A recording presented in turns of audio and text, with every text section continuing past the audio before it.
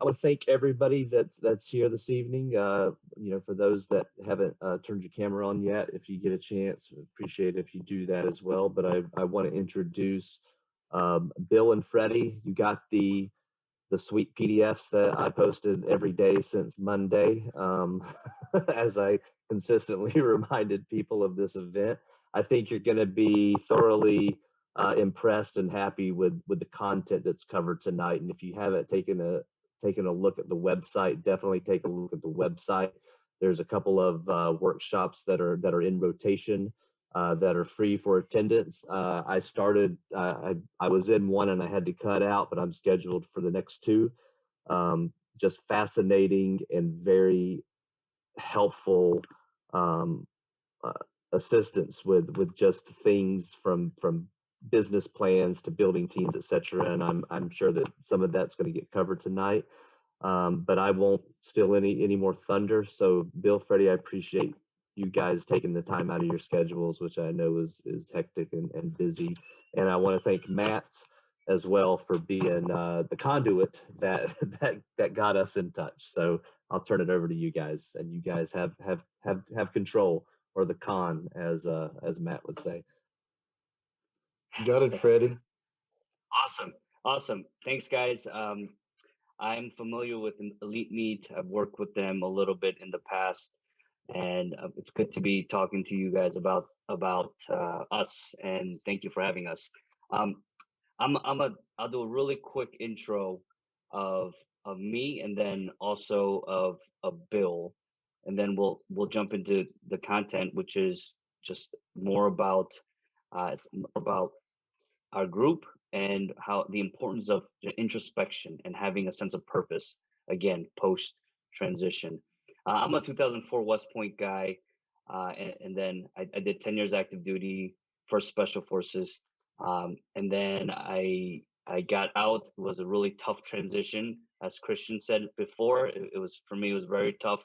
Made a lot of mistakes, but figured out that I wanted to be an operator, not an employee. I want to be an equity owner.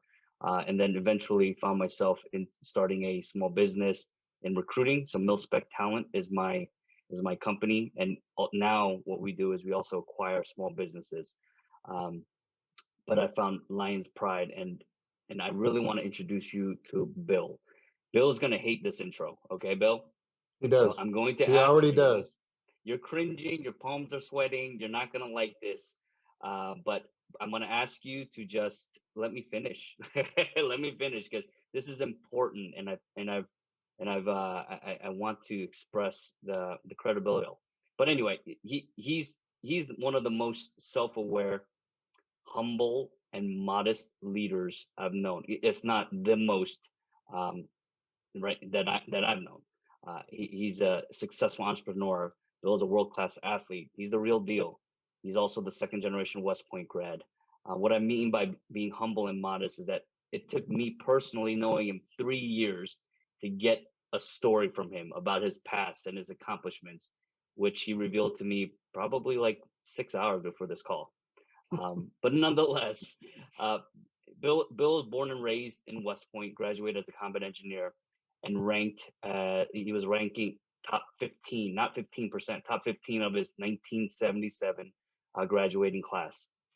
He played Division I lacrosse and skied, but then he discovered his true passion, which is cycling. And he demonstrated success as a cadet, winning NCAA gold in cycling, then making it to the world-class athlete program, and then was also a two-time Olympic team member for the U.S. cycling team as a young military officer. He served as a combat engineer in Korea, had two company commands in the 80s, and that's where the fun started for him, where upon transition to the private sector, he was a executive in corporate America. Then he started bootstrapped a manufacturing company in his garage in '94, which he grew to exit to a 8-figure cash deal to private equity in 2012. The Marina Group had customers in 90 countries, 5 patents, numerous IPs, in textiles and apparel manufacturing. He served as a COO and CEO of numerous other companies during this time, and re-engaged his passion for cycling in the late 2010s, and winning the world championships as a cyclist in his category. So it was, I mean, somehow he managed to pull it off again at the end. Bill, despite all this, he would say his greatest success is marrying his West Point sweetheart, Donna, whom they have 4 children with, and he currently lives in the Dragonfly Ranch up in Victor, Idaho. And Bill started the Lions Pride in 2013 as he realized the calling was not just for himself, but to develop others, especially veterans. And the Lions Pride has a mission now to impact 10,000 lives and people through veteran founder CEOs. So here's Bill. Take it away. My father's been pinging me from heaven, telling me to shut up and quit talking about myself. Thanks, Freddie.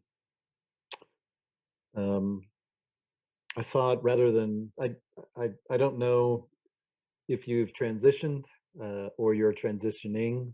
I don't know if you've transitioned to corporate America, whether you're going to start your own business, and we can get into specifics. But from a general standpoint, what I thought I would talk about is what I see. We have worked with hundreds and hundreds and hundreds of members.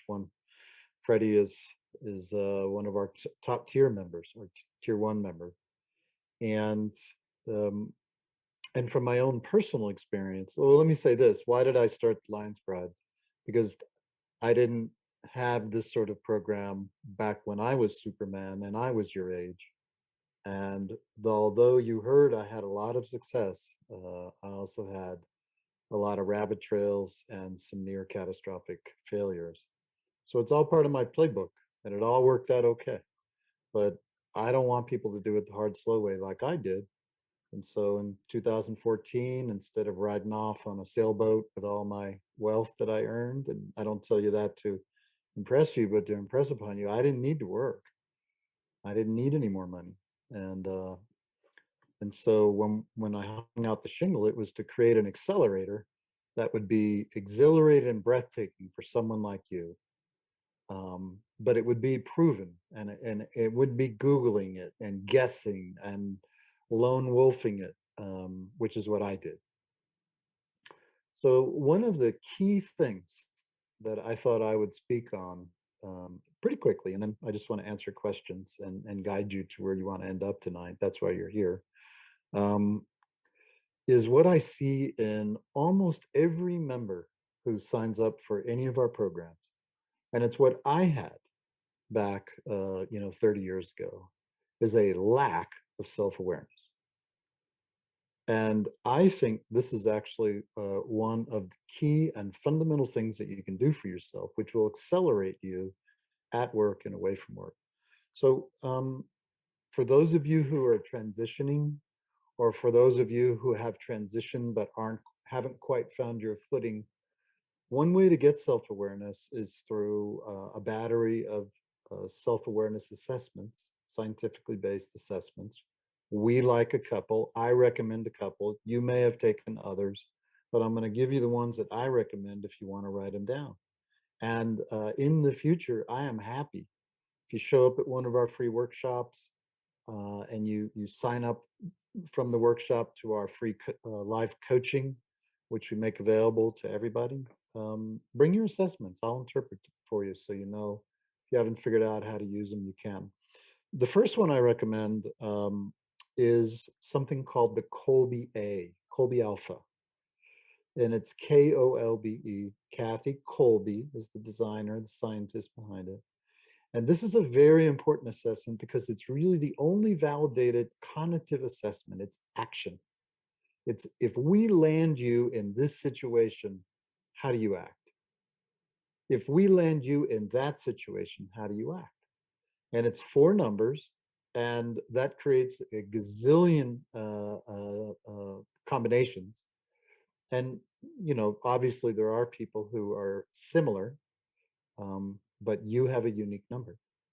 And that unique number is indicative of the job you should take, the people you should hire if you're a hiring person. Um, it's indicative of so many things. And so Colbier is one. Anybody here taking Strength Finder, Gallup Strength Finder? Show of hands. Yes? No? So Gallup Strength Finder is a developmental tool. This is what you you were naturally skilled at, and then you have developed over time. And there's 34 strengths, and by the 34 version, so you have them from 1 down to 34, and particularly look at you get like a 25-page report, and they will categorize these for you so that you can see what you're powerfully strong at, what you're really, really good at. And those are the things you want to pour jet fuel on. And then you look at your bottom 4. And then in the old days, when I was in corporate America, we'd have our annual performance review, and your manager would sit down and say, Bill, you have these weaknesses and we want to work on these. What do you get when you work really hard on your weaknesses? Anybody know the answer to that? Come on. Yeah, somebody know? Yeah, what? Come on, Rob. What do you get when you work on all your weaknesses? I'd say you get new weaknesses. Yeah, you get really strong weaknesses. It's a piece of shit. Just make sure when you know those bottom strengths that they don't get in your way. So if you're not a learner and you need to learn new things, then go find somebody who's going to be your researcher, and then they teach it to you in 15-minute buckets. That's an example. But anyway, Strength Finder. What's number 3? I love this assessment, and I bet you never heard of it. It's called Fascination Advantage. Sally Hogshead is the designer. She's worked on, I don't know, 25,000 people, 50,000 people. And she will, through the assessment, drop you into one of 16 archetypes. Yeah. I happen to be the mastermind. And so I can envision, I'd be great with Elon Musk, because I can envision the mission to Mars, and then I can sit with the NASA engineers and design the O-ring. I did it when I made my comeback in 2008 to world-class cycling.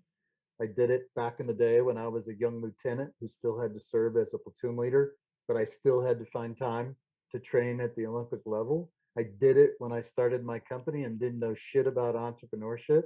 I did it when I sold my company. I didn't know anything about selling a company. I'm able to mastermind that. Well, Sally finds that by asking you these questions. And you are an archetype. And what we want is for you to be more of that. And when you are more of that, boy, does that feel good. And boy, do you earn a lot of money. Now, there's a wonderful assessment. If you're moving into the entrepreneurial world, or you're moving into the senior leader world, then I want you to take this assessment. It was designed by Mark Winters and Gino Wickman, and it's called Rocket Fuel. If you Google Rocket Fuel, I think they renamed it to Crystallizer. It divides leaders into 2 categories, 2 buckets. Visionary, integrator.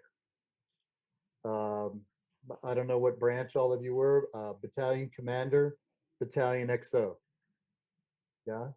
So there is the visionary commander, but the visionary commanders or leaders don't get shit done because they're always flitting around looking at shiny new things because they have new visions. And they need an integrator. I happen to have one. Freddie knows Sam. And Sam will say, geez, that's really great, Bill. Now let me get down into something we can get done in the next 90 days. Because if we follow you, we're never going to get anything done. And the reverse is the integrator is the one that keeps the trains running. So the integrator doesn't know where the trains are going. The integrator needs somebody to say, hey, we're running a track from here to there. And then the integrator goes, got it. The visionary integrator. And there's one last assessment, I don't know if you have significant others in your lives, but I can highly recommend this, and it is mandatory for our members in their second year. It's called The Five Love Languages by Gary Chapman and Paul White. Uh, uh, I happen to believe that if you win at work, lose away from work, lose at home, you've failed. And I tell our members that that won't happen on my watch, not if you're in one of my programs. And I did, get divorced, nasty little thing, and not proud of it. And I definitely contributed to it. And one was because we spoke different love languages. And I thought the whole world spoke my love language. Unfortunately, my ex did not agree. And she was right. She had a different love language. So if you're in a relationship, I want you to win in that relationship. And so do you. That's what you tell me. My spouse, my kids, if you have them, they're the most important thing in my life. Yeah, maybe not. Maybe it's your career. Maybe it's your company. Maybe it's how hard you're working.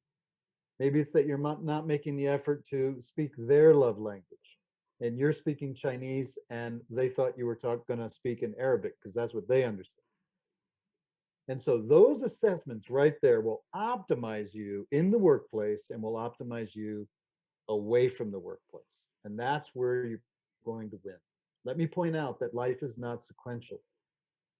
You don't put life on pause while you go and work and get all the ducks in a row in my career and get the income level and get the benefit package and get the corner office or get my company to its first million or its first 10 million, 100 million. I need to raise another round of capital, whatever it is. And you just put life on pause and everybody around you waits. Doesn't happen. When I was working 100, 110 hours a week, nobody was waiting. Life was moving on. So those assessments, I think, are a big part of your self-awareness, which makes you more lethal in everything that you do. Write this book down, please. 2 books. All right. Yeah, I know, Matt. You picked up 27 books there. And now Watkins is giving you 2 more. All right. Put these books on the top of your pile. The Big Leap, and Freddie can talk to this because he's taken this. The Big Leap by Gay Hendricks, Gay Hendricks. When you finish this book, or as you're reading, it's divided into 2 sections. I'll explain what those are. Chapters 1 through 3, chapters 4 through 7. He has YouTube videos. I've known Gay for many years. Gay helped me design some of our programming, which is based on his textbook. And he's probably in his late 70s, been a psychiatrist his whole life. He divides the book into 2 sections. One is called Your Limiting Beliefs That Create Your Upper Limit Problem. Now, I won't have a show of hands here, but some of you don't believe you have limiting beliefs consciously. Unconsciously, you know you do. And some of you, I did. I ran around pretending I didn't have any upper limit problems. I was Superman. And I put on my cape every morning and I tucked it in the drawer every night. So the Big Leap nails down your upper limit problems so you don't let it hold you back. Now, the exciting part is chapters 4 through 7, where you define your unique abilities, which coupled together build your zone of genius. Guess what? Everybody in this room is a genius. You're like, what? Yes, you have a zone of genius, and you make the most money when you're operating in your zone of genius. You have the most happiness and you make the most impact. And guess what you don't do probably today? Work in your zone of genius. First of all, you don't know what it is.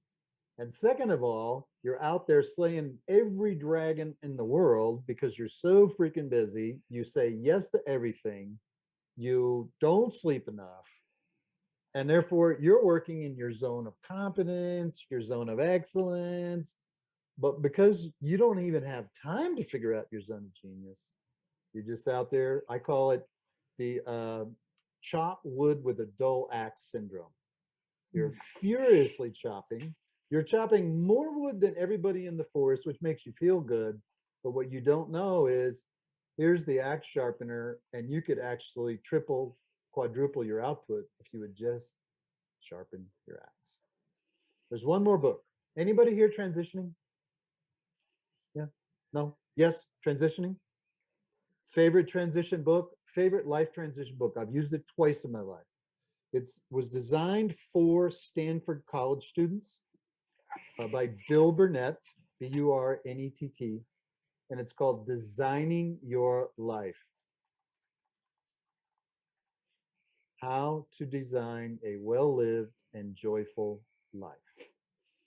Now, the version you're going to read is not the original version, so it speaks a little bit more adult.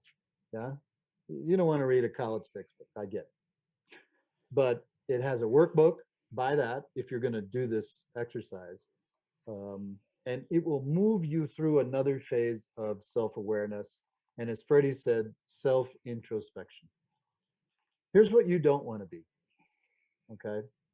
You don't want to be the 50-year-olds that I talk to who say, hey, Bill, heard about you from my friend so-and-so.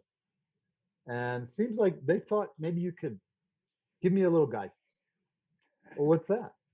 Well, I'm here in this career. I'm here in this company. I'm doing this. I'm doing that. And I really don't like it, but I don't know where to start. How did I get here? I'm like, well, let's rewind 30 years and look at all the little paper cut decisions you made because you did not have self-awareness.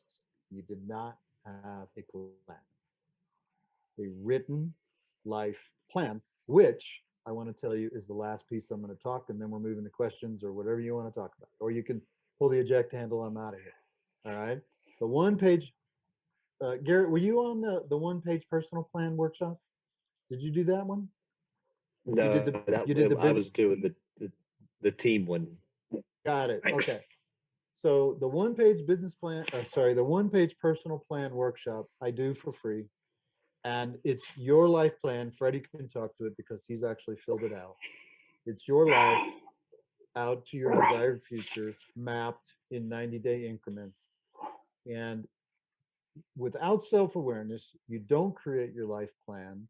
You just take things as they come. There's really no, I'm sure many of you maybe were, not many, all of you were probably on military missions. And if you were a foot soldier, you had GPS coordinates that told you where the mission was, and that was your destination. We do that in the military. We do it in our car. We do not do that in life. We just go, I'm going to have a happy life. I want to have a good marriage. Well, that's like saying, hey, for the mission, I'm just going to walk into the hills. No. Need to have specific self-awareness that indicates for you what is an extraordinary life. Work is part of that, and then there's a lot of other components. So with that said, I will shut up and defer to wiser minds in the room and field your questions.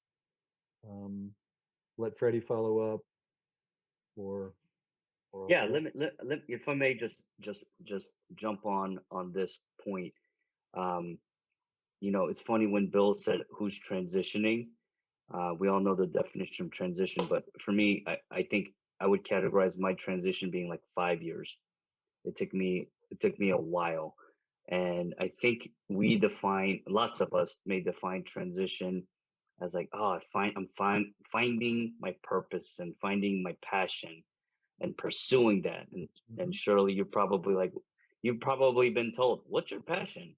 And that book, follow that, right?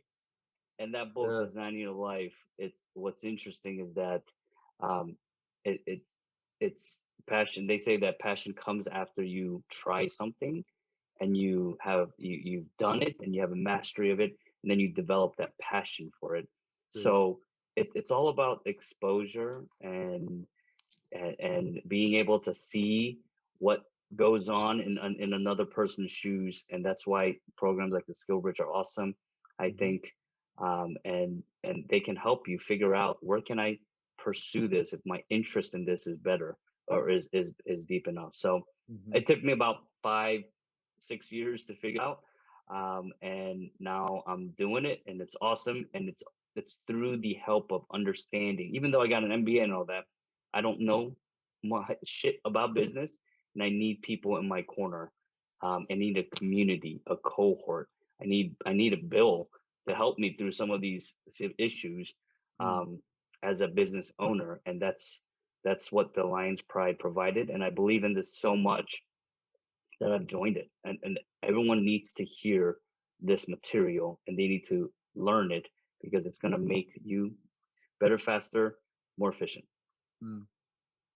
Yep.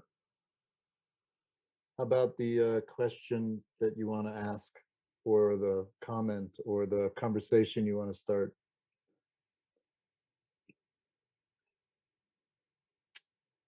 So is that for me, Bill, or for? No, everybody here. Yeah. There's a lot of intelligence and horsepower and badassery sitting in this room.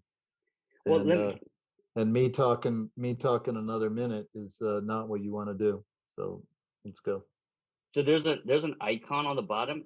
I'm interested to see who knows that they're doing something that they are built for. This is what they should be doing right now. Who is in that role right now? Cool. No. I'm sorry, Freddie. Can you say that again?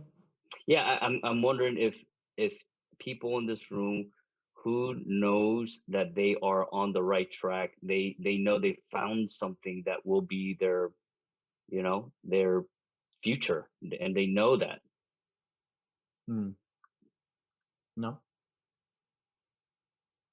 I don't see a show of hands, so that means every one of you should read the Designing Your Life book. Yep. Seriously. And it's not, and it's not just the Design Your Life. Bill, you have the values, top core values exercises. You have childhood stories that we go through, we share with everybody, in the cohort, that focuses on your past, so you can identify what your interests are and what the themes are in your life. There are these other exercises as well, but Designing Your Life is a good start. It's interesting we're talking about this, because I'm going through, trying to figure out what the vision is, and what is my purpose, what is my passion. Right. You get out because you don't absolutely know. I got out 2 years ago, still struggling with this, right? But it's interesting we're talking about this, because now I'm really trying to refine and be extremely specific what my life's going to look like in 30, 20, 10 years, maybe even 100 years for my family, right? But I've come to realize, like, that's where you have to define it. Yeah.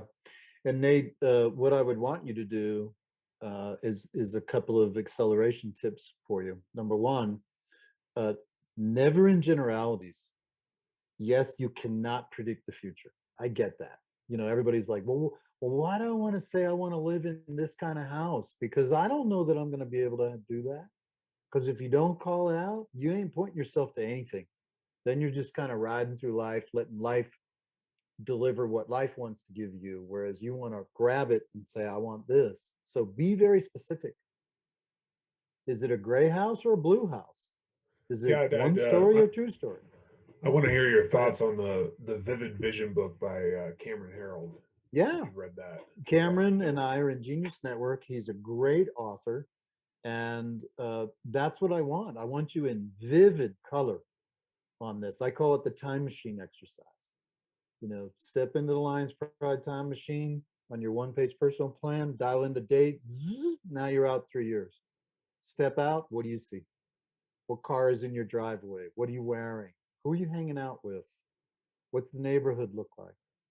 You get your paycheck, or you look at your bank account. What do you got? How old are your kids? What are they doing? So yeah, vivid vision. There's a lot of neuroscience to that, which I won't go into, but there is a lot of neuroscience, proven, peer-reviewed research that amplifies that when you call your brain with specifics, your brain accepts it as a reality before it happens. Now, Nate, one other thing I wanted to mention to you.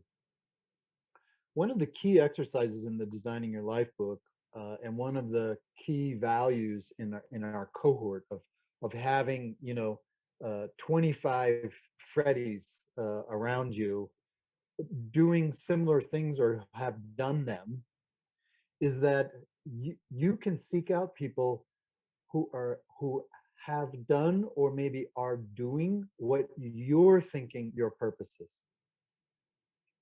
And so maybe your purpose is to be a small business. I'm making this up. Maybe you're transitioning from the military, and I mean, you already did, but I'm making this up. Transitioning from the military, and you want to open a retail store in a beach town. Then go to a freaking beach town and somehow find ways to get retail owners to lunch, coffee, get introduced to them or whatever, and say, tell me about your life. I want to know everything. What is it like? And so that you can live your future through their present. And then you can be a great detective, be a great interviewer, Larry King style, and then begin to unpack it all and say, is that my life? Is that what I want? On my way to my core purpose? And so I think those two things can accelerate the journey that you're already on right now, Nate. Come to the free work, come to my business plan workshop. You'll get the template for this vivid vision exercise. Like with that, you'll be able to fill in all the boxes of your life in 3 years, 10 years, 25 years. And then you can color between the lines, and you can have an actual thing there that you could show people and say, there's my life. I'm going to say, I promised I wouldn't talk. I would take all your questions, but I'm going to say one more thing. Then I promise I'll show. One common theme that I hear from not you, but people like you, is that I had this great career in the military, but God, I don't know what I'm going to do out in the civilian world. What? You have so many skills, so much horsepower that carries right over in a certain way. And so, Nate, had I seen you in the military, I would have captured Nate's horsepower, his essence, his badassery. And then my mastermind brain would have said, oh, this is where I would want to hire Nate, or this is where I would want to see Nate start this kind of company or go work for this kind of company or whatever. Because for me, military, civilian life, industry, whatever it is, to me, there's a direct connection between who you are, your expertise, your experience, your DNA level skills, your strengths, all of that flows right over into something in the civilian world. But what I hear is I'm lost because nobody wants me or nobody knows how to employ me or whatever. And a lot of that is because you don't know. You don't know that you would be a great VP of operations. You don't know that you would be a great entrepreneur and start. You don't know that you would be XYZ. You don't have the confidence, and therefore you can't project that, is what I see from a lot of people. Now I'm generalizing. I don't know this crowd, so throw me off the stage if I'm out of line. I mean, I think you hit it. One thing that I think I struggle with, and maybe this is general for everybody, but the immense amount of skills that you get in the military seems to almost be kind of like a Frankenstein to the civilian world, right? You're able to be skilled at a lot of things, and one of the things is you struggle with finding the right fit in the civilian world. You know, that's kind of why the reason I went out and did my own thing. So that's just, I don't know if you've seen something similar with the folks Totally. you've talked to and how they dealt with that.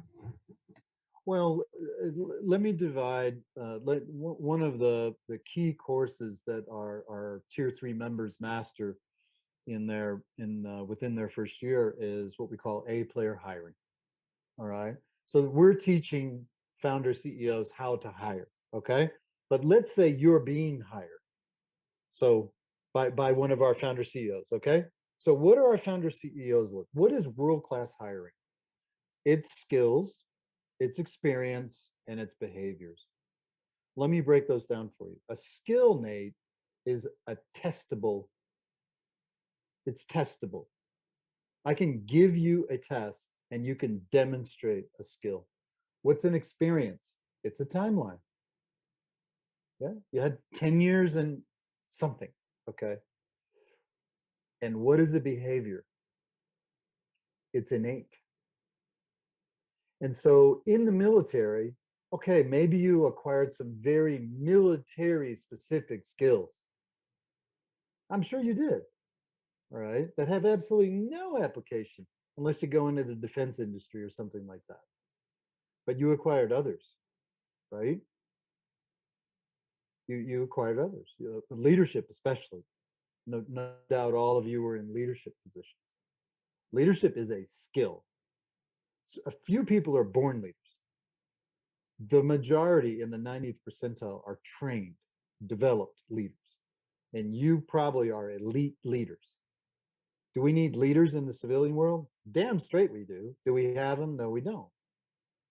Experiences. Okay, you had experience and you were deployed, and that has nothing but that has carryover because you were a leader then, and you had a unit that was had failed its annual inspection, and you turned it around, and you led young soldiers or young Marines or something like that. But here's the important one, Nate. It's your behaviors that matter. You learned probably resilience. You learned grit. You learned emotional quotient, high IQ, because you engaged with your subordinates, your commanders. You managed up. That's a behavior.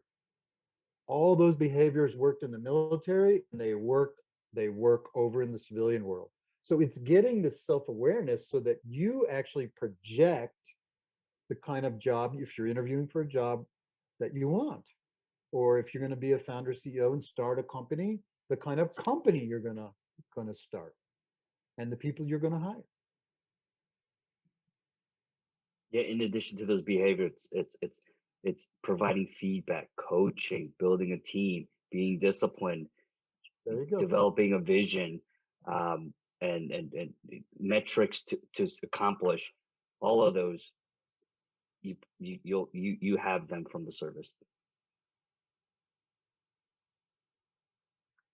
I would prefer to hire a veteran than anything else, because I know that there are core behaviors and core skills and experiences that a veteran had that, and there's nothing wrong with Dartmouth or MIT or Maryland Community College. I mean, as long as they exhibit the behaviors, I'm going to hire them, or whatever their school background was, right?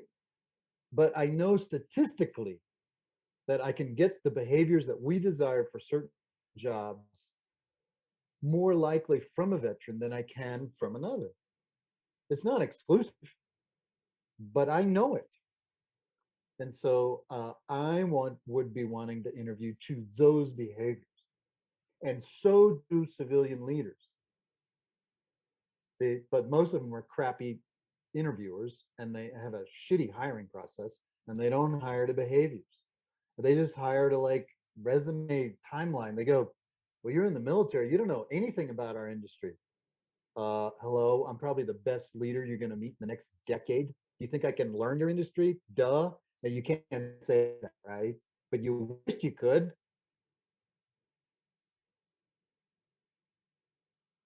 Could I say a little bit about resume, as people will be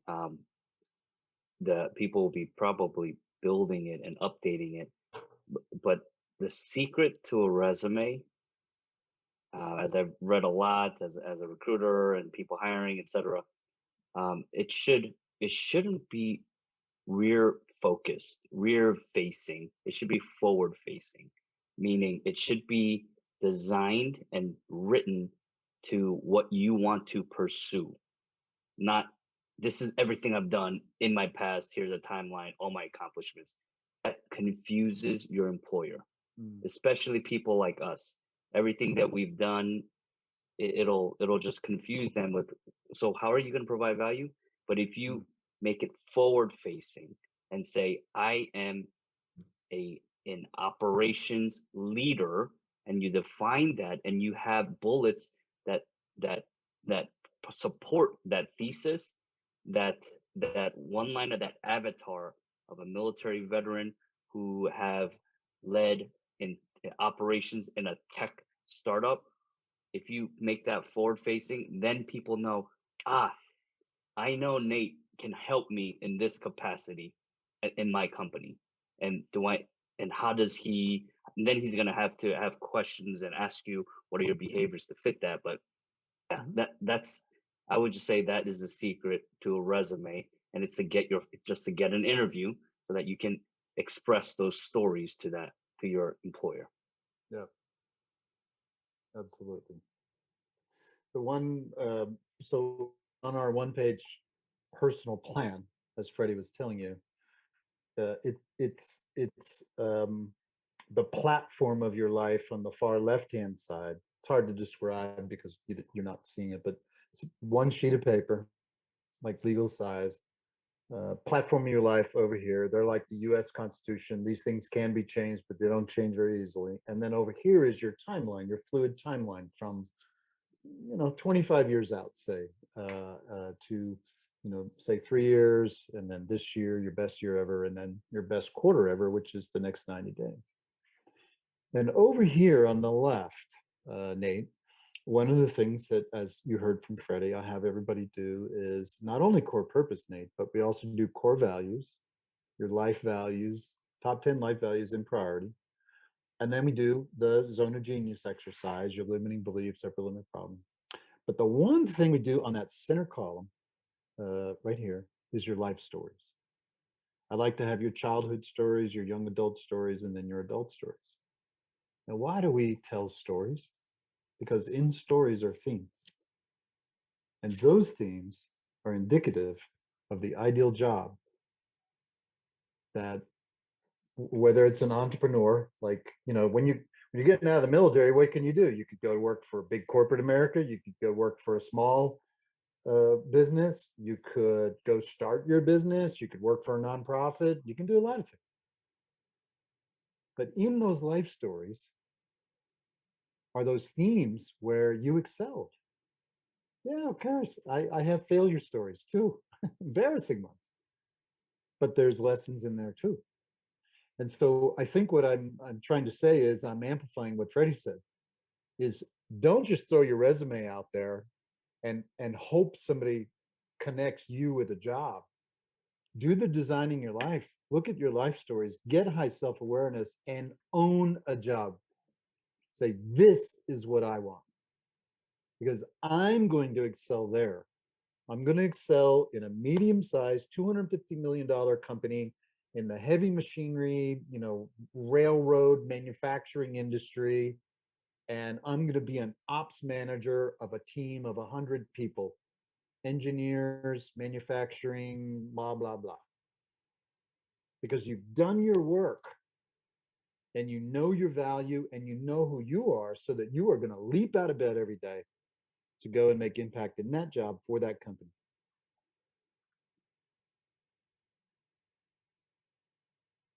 We need you to do that, because we need ninjas and badasses in every job.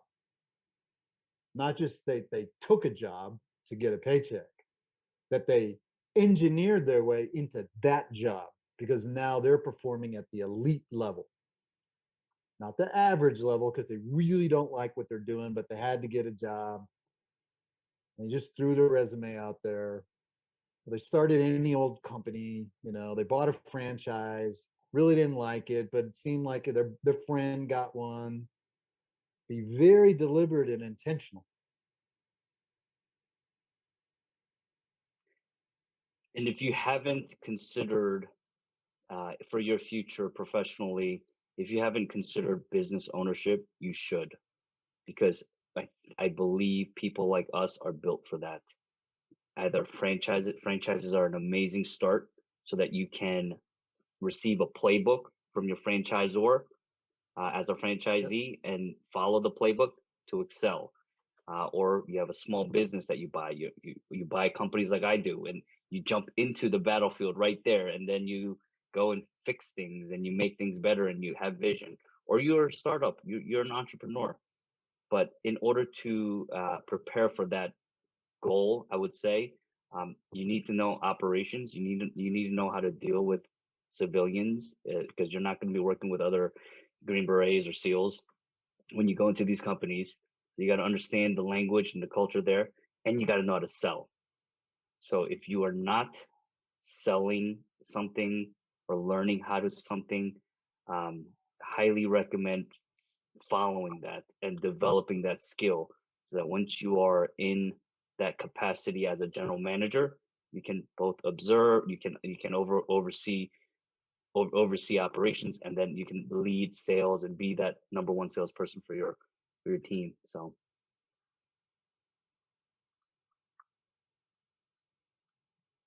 Come on, gang. The only dumb question is the question you have that you don't ask. Okay, I will step in briefly, Bill and Freddie as well. If I could have heard what you just shared 5 years ago when I was tripping over myself leaving active duty, I would have saved a lot of ass pain. I've got 2 entrepreneurial ventures right now rolling. Both have seeded. One's close to the Series A. Good. So I'm excited about those. I do have a primary job. When I focus on kind of from 9 to 5, or at least 9 to noon. And I'm happy with it. I want to do it for 20 years, right? I'm totally comfortable with it.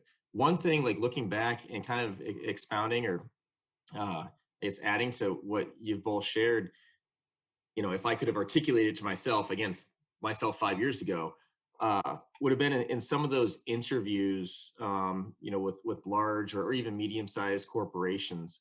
I couldn't articulate it, but now I feel like I could. One thing that's a huge value add to any team, small team, medium team, large team, on the civilian side, is the ability to, which we can all do, the ability to handle ambiguous situations, to be able to sit across the desk from a recruiter or an HR manager and say, hey, I don't have 10, 15 years of supply chain management, or whatever. I have some, but I can guarantee you, no matter what happens at this job, nothing here is going to make me uncomfortable. Nothing here is going to put me in over my head. Totally. I will, obviously there's a learning curve. I've proven on my resume, you can see I can learn. But there's nothing here that is going to make me, shudder or think twice or hesitate to act. And that, as we look at it, it's duh.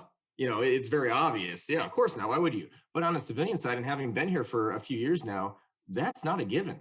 No. Really valuable trait. Maybe if I could add in on that, while you guys were talking about a job, I had a kind of a paradigm shift today, versus I'm doing a job versus I have a responsibility to do this job, to provide for my family, to do a good job for my boss, to do a good job for my subordinates. It's a responsibility, not a job. And I think that's kind of where we see it, but maybe the language is just a little off.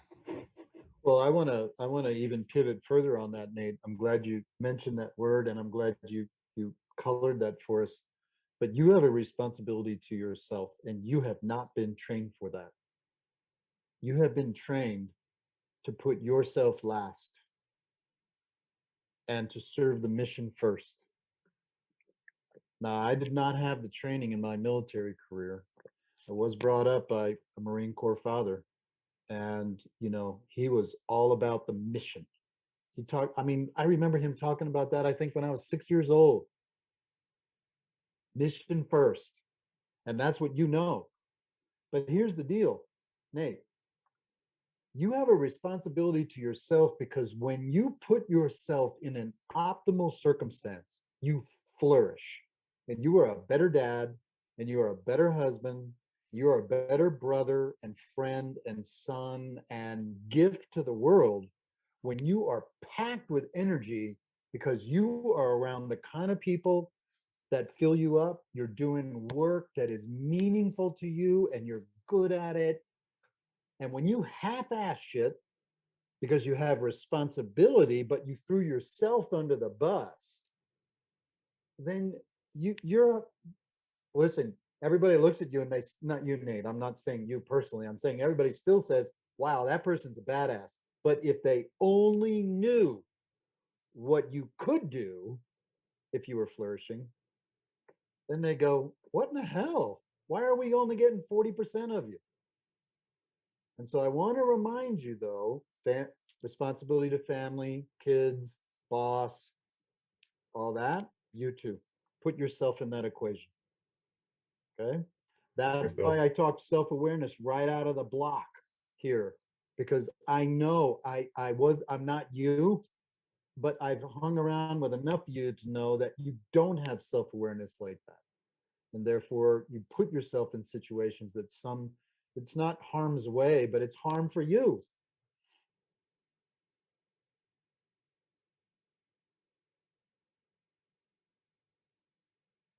Other very insightful questions that are sitting there not unasked, please ask them. Kristen's got to go. Hope to see you again sometime, Kristen. Hey, and my camera quit. I'm not sitting back here picking my nose. I can't figure out how to get my It camera. looks sharp in that blazer, though. That looks good, though. That looks good. Yeah, if I could post this on myself in front of my wife all day long, she'd never criticize me again and say I look grungy. So there you go. Yeah. Happy wife, happy life. All right, thanks, and thanks, Freddie. I appreciate all of it. You bet, bro. Yep. More? Yeah. Haven't heard from Mary Kate or Nicholas. Shirley's been chatting away, but she's not unmuting herself. And I can't even pronounce, is it Desan's name? Can't pronounce that, but he looks pretty interesting. Okay, I'll talk for a little bit. Oh, there she goes. So this is not a question so much as like my journey. I've been really knee deep in my transitional journey for over a year now. And everything that you are saying is ringing so true, because I think for a lot of us, we can relate to each other because we are going through this life-changing journey in our lives. And like you said, while in the military, we're so selfless. And now that it's time for us to think about ourselves, it's hard to do that, right? Sometimes we even feel guilty about doing that. Right. We know how to do it, right? So it takes, for me, it has taken a lot of intentionality and a lot of self-awareness. And of course, this awesome book. Oh, you got it. Look at you, girl. Go, girl. Or did Amazon just deliver that in the last 30 minutes? It was a gift, and I feel so blessed for that. And I actually have taken the time to do like my Odyssey plans and all that. Good. That's it. Because I know that I need the help, right? Like at first, I was like, I can do this on my own. And then it wasn't like that. So I needed help. I needed mentorship. Another side of it is now that I'm getting ready to just be on my own and not have the military tell me what to do and what to think and all of that, it's like I've been really wanting to connect back with things that I, as a young person, I feel very close to and very affectionate towards, and that's back to my creative side of me. And that kind of to even thinking about setting up my own business on the area of maybe helping empowering youth. I feel very strongly about that because that was something that I myself went through. But I'm just like playing around with it because to me sometimes, and I'm just being very transparent, it's even scary to ponder. Maybe because it's something that I don't know about or need to learn how to do it. But that is something that is very near and dear to my heart. Good. Well, we have a particular lexicon inside the Lion's Pride, Shirley. And one word, or words, not one, but words we don't allow, is scary, worry. Um, you, the people in this room, have probably been in very scary situations. Mm-hmm. In the civilian world, there ain't scary situations. I do a lot of things in the back country in Wyoming. Okay. When I walk up on the trail, and I never have, but if I did walk up on the trail and there's a grizzly bear 50 meters to my north, that's a scary situation. Okay. Everything else, I might have concern. There's a lightning storm blowing in. I need to get off the mountain. I'm concerned, but I ain't scared. Because scared moves us into deer in the headlights. And so it's very important for me that you always are self-talking your way to success. Absolutely. Should you be concerned to get yourself in the right career, the right job? Absolutely. What if you don't? Change. Absolutely. So what? Take another job, start another company. You know, anybody that tells you that they have never failed in their career or their entrepreneurship is a freaking liar. Or they never tried anything tough in their life. So it's absolutely fine to be able to go this way and then pivot and go that way and go this way. I promise you, with your horsepower, and I don't know you at all, but that you're in this room tells me that with that amount of horsepower, you're just a Ferrari that's like in first gear. And all we got to do is get you out on the track, and it's going to happen. Now, I will tell you this, if for any of you are entrepreneurs or contemplating entrepreneurship, and Freddie, I know you follow up with the workshop links for Garrett, come to our free workshop, please. Give me 90 minutes, and you can keep coming to those free workshops until your business is launched, okay? You don't need to give me a damn dime. You need to company. You need to launch the darn thing, okay? Get your first paycheck. Then I'm happy, all right? So I can give you the tools to map that business out, surely. Help kids, be creative. All right, let's map that damn thing out.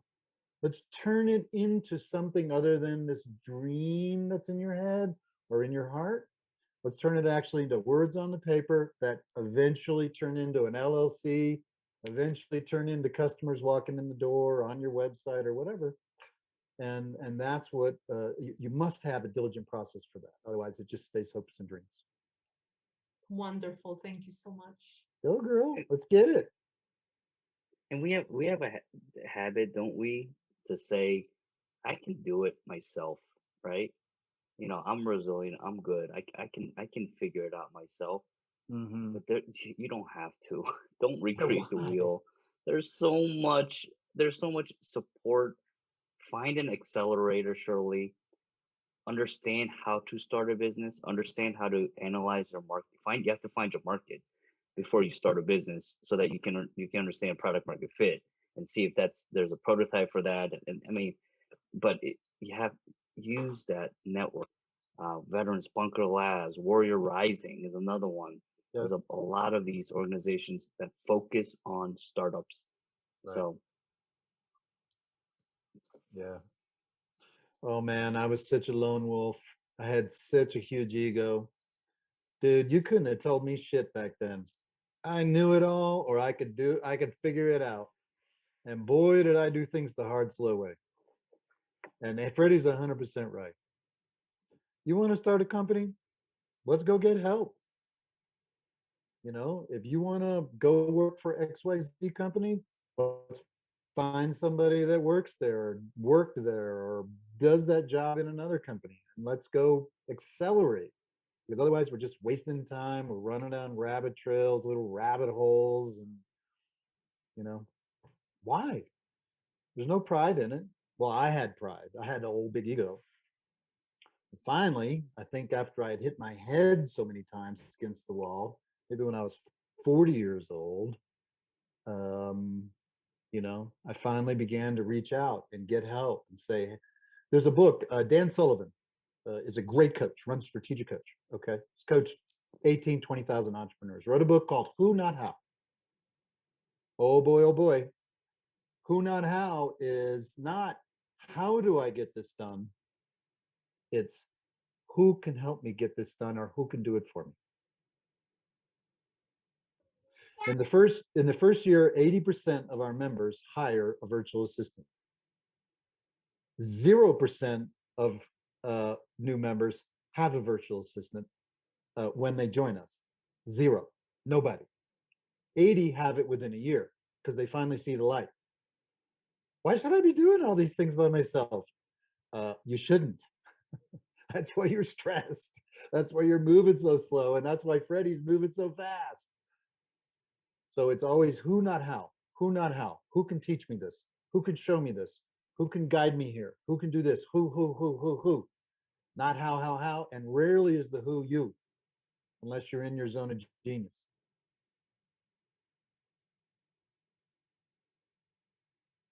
4-Hour Workweek also talks about that. Tim Ferriss's book. Yeah. Now, why did that book sell so many copies? Because everybody thought, I'm going to only have a 4-hour work week. If Tim can do it, I can do it. But that wasn't the point of the book, was it? No. How to feel like you have a 4-hour work week, but get a 400-hour work week of impact and wealth completed. Right. So it's basically the same thing. All right, come on. We haven't heard from the rest of the peanut gallery here. They're all hiding, there. They're in their PJs. They got a glass of wine, and a little popcorn. But they're here. They haven't Matt's got a dropped off yet. bottle. What's that? I think Matt has a bottle of wine. No beer. I like it. Hassan, did you come on? How do you pronounce your name? Yes, gentlemen, how are you? And ladies, of course. It's Dyson, pronounced like the vacuum cleaner. Unfortunately, Dyson. no connection there, or I would be on a different realm if that was the case. That's But right. I apologize. I came on the Zoom maybe about 15 minutes ago. I caught the last little bit, but just the little bit that I've heard has really resonated with me. I'm in a special forces unit here in Florida, and I'm about 18 months out from retiring. And I've started a business about 5-6 years ago when I was deployed, and I have a couple business ventures that I'm working on right now in preparation for when I get out. And again, not having any context of what was talked about earlier in the Zoom meeting, but just some perspective for me because someone mentioned Warrior Rising. I was one of their first cohorts, and I was able to get funding by an individual who decided to kind of come on board with my project after a Shark Tank event. And I would say, it feels like you're really going into uncharted territory. But the more I've learned about this process of, starting your own business and operating in your own businesses, you really know more than you realize. Some of the vocabulary words are a little different, Right. but the majority of it is there. Obviously, the finance part, the selling part it's different. But I think us as veterans, we don't give ourselves enough credit. And the grit's there, and I think that's the most important part. The Yes. challenge that I've been finding is how do you and going back to the 4-hour work week, how do you really find and craft your day in making kind of all the realities come true? It's not so much a question, but more of an observation of myself. It's a daily practice that it feels like I will never perfect. But it's a healthy struggle to kind of get there in order to kind of achieve all the big strategic moves that have to happen. And again, I'm balancing, the last end of my military career plus my business endeavors. And I would say for those who are interested in it, it's a challenge, but one that's extremely rewarding. Good. Well, there's 4 core tracks that our members master. One is obviously business. That's why they usually come. Like nobody comes to us because they think we're going to help them with their relationships or their health, although that's important.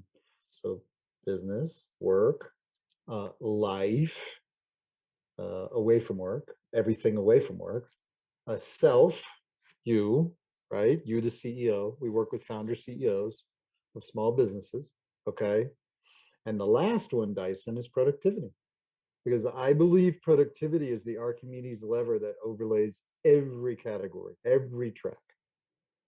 If I can't give you, and anybody that says time management is just bullshit. I mean, you don't manage time, you manage priorities. Einstein proved you don't manage time unless you can move at the speed of light. You don't manage time, you manage priorities. And so if I can give you the feeling that you can have 26 hours, which you can't, but if I can give you that feeling through better productivity, Dyson, the ability to prioritize the unimportant and the important, or the urgent and the not urgent, to give you a morning routine that sets you up for success to win the day, give you an evening routine that energizes your morning routine. Number one thing right now to a founder CEO to accelerate: sleep. Next, nutrition. Next, exercise, probably. And next, meditation and mental health. What's the one thing that founder CEOs sacrifice first? And you did it in the military? Sleep. You ate shit. You ate shit food.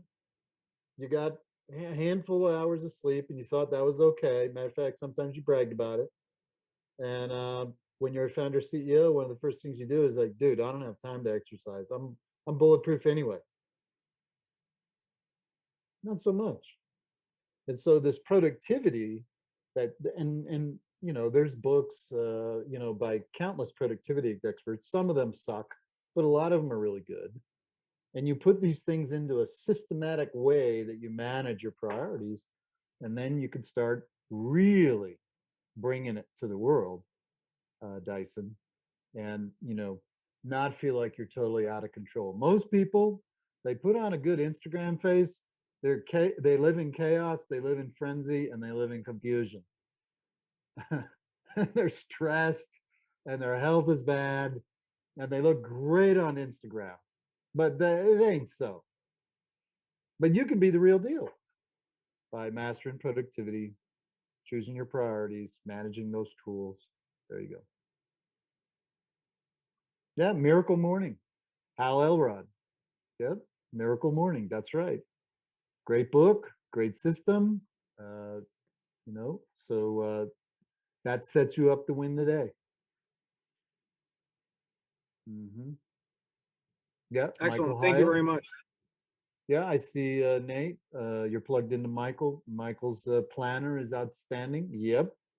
And I forget the name of his book. I can't remember, but it was about 3 years ago he wrote that book, or his next book. He's written a lot of books, but it was a great book, and the planner came alongside with it. I think it's this podcast going along with planners really helpful. Mm-hmm. Yep. Yep. Yep. I love his planner. I use a digital tool, so you know, I have a planner, but I forget it. I leave, like right now, I don't have my planner because I left it in Jackson, right? And I'm down here in Boulder, Colorado. That's why I use a digital. I said, okay, that's why I go digital. But I still love the feel of paper, you know? So I scribble in it, you know, and I make notes, and then I forget it. And then I lost my notes. I should have typed them in the digital. Oh my gosh, it's crazy, right? All right, so we heard from Dyson.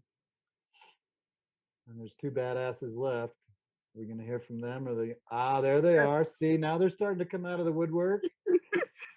Hi, so thank you for coming this evening to speak to us. I'm Mary Kate. I have about just over 6 months left on active duty. I'm here at Fort Bragg. I'm PSYOP. And one of the things that has been one of the biggest lessons learned, hi, Shirley. Shirley's my mentor and friend, battle buddy.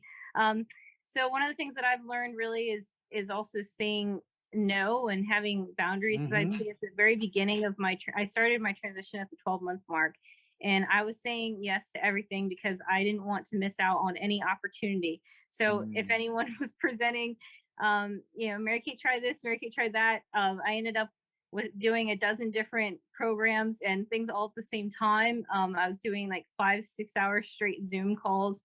And I was getting exhausted and burned out just in the first few months leading up to Christmas. And so I really learned that I needed to take a step back and really just focus on where I was trying to go, as opposed to trying. I know it's important to do a little bit of everything, and I was setting up virtual cups of coffee with people in different industries, but I was just doing too much and I wasn't spacing it out, and it was exhausting. Yeah. So, Well, I think, Mary Kate, what you said, thank you for your story, but one of the productivity hacks that we give you is a quote from Reid Hoffman, who co-founded LinkedIn. And he wasn't the first one to say it, but I remember he said it. He says, I say no 100 times so I can say hell yes to the one big thing. And Matt typed in FOMO. Oh my gosh, does the world live in FOMO? It's pitiful, pitiful. And the analogy that I give is, if you're an oil man or an oil woman, you know that you don't put hundreds of oil wells and then run out of money and only be able to drill 10 feet deep. You put all the work in, Shirley, the designing your life work, and then you drill 20,000 feet deep. Now that's not FOMO, because those people are going like, well, put an oil well over there. I think one should go over there. It'll look good over there. And pretty soon you have no depth and you have no oil. So saying no, Mary Kate, only comes from that self-awareness where you know yourself and you can say, no. Hey, Mary Kate, would you be the XYZ on our board? Or would you help us with this project? Do you want to meet with this person? No, thank you for asking. I'm really honored by that, but no, I don't think I want to do that. Everybody's like, what? yeah, they wouldn't believe it at first. Yeah. It's taken a long time for me to learn to say that. But it was affecting my health for sure. And then again, it was hard to set up a routine because I would just drop what I was doing to stop in whatever was input from other things, whether someone offered another opportunity, I just wanted to jump on that too. But I realized that what I wasn't doing was actually focusing on things I needed to get done, like even my resume, for example, I kept putting off because I was doing a million other things. Or even like applying to school, I was putting that off. So once I took a step back, I was really able to really look at what I needed to prioritize, including family, because I think a lot of times in this process, we don't put our family at the forefront like we should. No, I have 2 books I'm going to ask Matt about, but no, what we do is we go, our family loves us. They'll put up with it. And they do. They do. What are they going to do? It's family, right? We're going to pay for it on the back. Yes. Yes. Mm-hmm. But at the time, it seems like it's okay. I can work late. I can, go to this appointment and all that, and they'll understand. I mean, it's my family. They'll understand. They love me, right? But you end up paying for it. It's not good. Matt, have you read Essentialism by Greg McKeown? Write it down, bro. Everybody here, write it down. Have you read The One Thing by Gary Keller? Mary Kate needs to read that. One Thing by Gary Keller. You'll thank me for this. I was told when I start this doctoral program, I won't read a book again for the next few years. That's from cover to cover. That's what I keep being told, but I'm then trying listen to it. Stay on target. And go for a walk or go exercise and do an audio book on 2 times speed. Yeah. Or something like that. But Essentialism, you'll thank me for it. And the twin sister to Essentialism is Gary Keller's One Thing. Wonderful. Thank you so much for that. Betcha. I think how are we with time here? I think we went way overtime, didn't we? Yeah, yeah. No, not at all. We I'm we had it on sorry. the schedule. No, we had it on the schedule till 8:30, and Oh, I'm not going okay. to cut it off when good discussions are happening. I have a question just because since we're recording this and we'll offer it up to the membership. I had reached out, so I do want to highlight the fact that for those that are here and for those that listen to this, hopefully before next Thursday. But the next virtual event for the Lions Pride is next week on March 11th, and it's the one-page business strategy. And again, then it's high performance routines, and then it's the personal plan, and it's building the right team, and they rotate. And what I wrote when I was promoting this, so we could have this tonight, was that yes, you are looking. Your cohort is designed and geared for small business CEOs, founders, owners, people that are thinking of are in an area like Christian was earlier, as far as entrepreneurship is concerned, and looking at getting investing seated. However, these things, when you just look at the content, like, I just want to tell her that this works for life, right? Like, the high performance routine is is life stuff, Productivity. not business stuff. Correct. The personal plan, life stuff, not just business stuff. But to highlight the fact that you do have a cohort, and you've spoken about it tonight, and I asked you an email, what is the ideal cohort participant for you? We do have a channel in our Slack group that's dedicated to entrepreneurs, and we actually have more than a handful of guys that have gone on and are in that area, the same area where Christian's talking about being right now, right? They started a company, they're getting investing going on, they're probably looking for the things that you have to offer. So I would ask, what do you, could you explain for the overall recording, who the ideal cohort member is for you? Do you want to address that, Freddie? Yeah. So ideal cohort member for our type of tools, materials.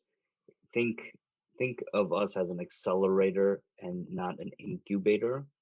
Incubators being, starting with new concepts and startups and whatnot, and trying to find that product market fit. Our members typically have found that. If it's a startup and they are cash flowing, and they want to accelerate, they want a 10x from the current situation. So yeah, ideally it would be somebody who is in a position of impact in those organizations. If not the founder CEO, doesn't have to be the founder CEO, but somebody who can impact the development of that, the progression of that business. Somebody who feels alone, like, I have so much to do, I don't know what to do first, I don't know where to go for this. This is a community, this is a cohort. This is the place where you ask and get guidance. And then people who are who may not be in a small business, who are still working, it's an opportunity for folks to understand who they are. So you don't have to be a strategic, you don't have to be a decision maker. If you're interested in figuring yourself out, as Bill has expressed and expounded upon tonight, this is the cohort. This is something where you will be you'll be going into deep diving into yourself, and then also you'll hear stories of other people that can add to your personal brand, add to your personal story as well, just because you don't know how to articulate that in the beginning. Bill, more? Yeah. Yeah, well, common characteristics. Many are, I'd say half are veterans, but not all. Many are married, not all. And those who are married, many have kids. So they're in that perfect F5 tornado life, right? You got a career, you got a company, you got kids, you got a marriage, you got health, you got, blah. You're just like in it. 35 to maybe 45. We had a few 50-year-olds, but they're dinosaurs. They wheeze when they talk, so we don't keep them around too long. Learners. We don't allow anybody in the room who thinks they know it all. And we don't allow anybody in the room who won't teach and share. So we want people who are drinking it up and giving it up. We want people who are ready to step out of their freaking comfort zone and accelerate. I go, well, hell, you can get through life in a minivan. A ZR1 Corvette's a little bit better, and we're Formula One. And we are for the elite people. I promise you, it'll take your breath away. But there's one characteristic, Garrett, that I want your listeners or your viewers in the future to hear. Every darn person in here is a badass. They are the people that move this earth. Whether it be a big move in a big business or a big dream, or whether it's in their town and they have the corner retail store, they are the people that make life and the world happen. And they're the kind of people I want to hang out with and pour into. They feed me, and in most cases, I get the chance to feed them. And so these are the people that when you left the military, if you're out of the military or you're transitioning, these are the people you don't find unless you go purposely seek them out. And when you step into the room in my ranch, when we have our quarterly live events, our tactical advances, I think Freddie was there. I think Freddie was like, should I be in this room? And everybody else was saying, holy shit, Freddie Kim just stepped into the room. Whoa. Yeah, that's how it goes. And Garrett, that's what it feels like. Hey, listen, Nicholas sent me a chat, so let me just say something and then I'll take your next question. Virtual assistants. Let me give a real quick riff on that. Virtual assistants are going to do all the shit that you shouldn't be doing. All your zone of incompetence stuff, balancing your checkbook, your books, you're doing research for you and all this sort of stuff.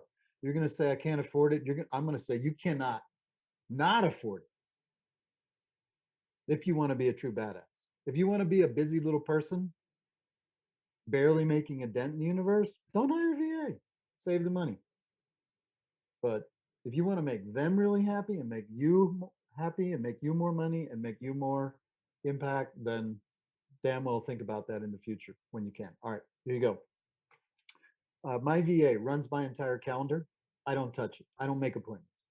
It's not I'm highfalutin somebody or other, hey, talk to my assistant. No, it's not a good use of my time. Hey, Garrett, can you meet next Tuesday? Oh, dude, I can't do Tuesday. Can you do Wednesday? No, but I could do Thursday at 7. I can't do Thursday at 7. How about Friday? How about next week? Guess what just happened? Unproductivity. Yeah. So calendar. Guess what Reagan does for me? She handles my inbox. When I wake up in the morning, there's about this many emails for me to attend to, and this many emails got attended to.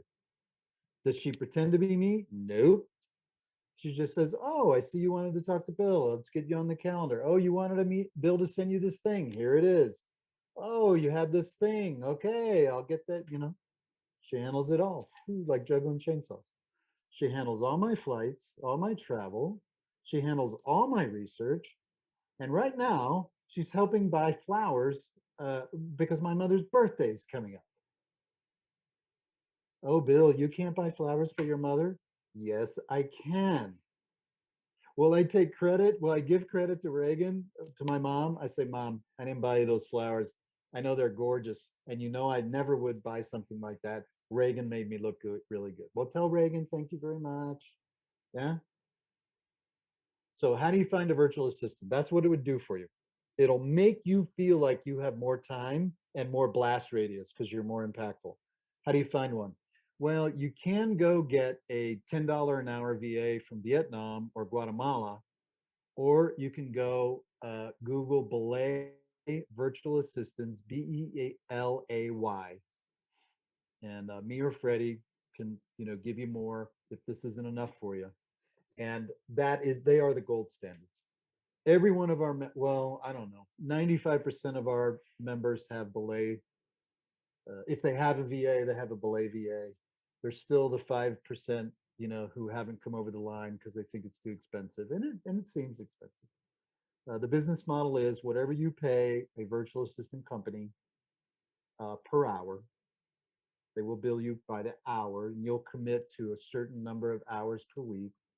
The VA is making around 50% of that. So a $10 VA is making $5 an hour. A $20 VA is making $10 an hour. And a $35 VA is making $17.50 an hour, ballpark. What kind of talent do you want? Answering your phone, answering your emails. Somebody who misspells because they have English as a second language? I don't think so. So that's what I would do. Happy to help. If you show up at one of our public workshops or our live coaching, we'll take that into another level if you want.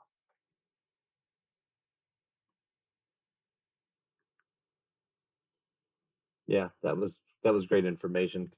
Because I've actually have been considering going the VA route as well for my business, which is good. As Christian mentioned earlier, right? It's like I have two day jobs, and it's a constant juggle. But I think Matt was the only one that has had a question, but I'm sure that he's probably asked them before. I know we talked up front, but I think we're good. I mean, I don't know unless unless Shirley or Mary Kate have anything else. I think we've covered a lot. I appreciate the time, and I'm looking forward to next Thursday, and I'm really looking forward to the personal plan rolling back around in the queue so I can get in on that one. Because that's the one that I missed. Yeah, yes, that's the one I missed that I was trying to make sure I did not miss. But gentlemen, I greatly appreciate it. I will have this on recording. We'll be able to have the chat up as well for everybody. And I'm making sure that I spelled belay right. You would think that I would I would know how to spell that word right. But gentlemen, I unless anybody else has anything else, I'll let you guys have the last word for sure. No last word. Go be badass. Make the world a better place. Be your best. Let's go. Absolutely. Best line of the night. I'll tell you right there. I think that's what everybody in Elite Meet should be carrying forward for sure. There you go. Garrett, thank you for the honor of being here, the privilege to meet all of you. And if I ever get the chance to personally serve you, I will consider it a very special moment.